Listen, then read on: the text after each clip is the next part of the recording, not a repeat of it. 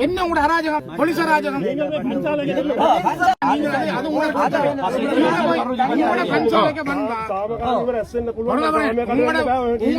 எங்களுக்கும் தெரியும் தெரிஞ்சா கேட்கிறோம் நாங்கள் நீங்க அதை வச்சுக்கொண்டு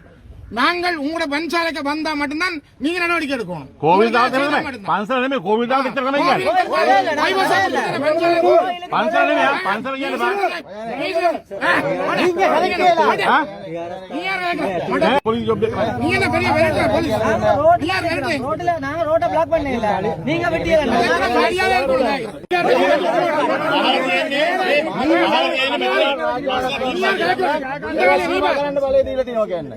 போலீஸ் வேலை நீ பாத்து போலீஸ்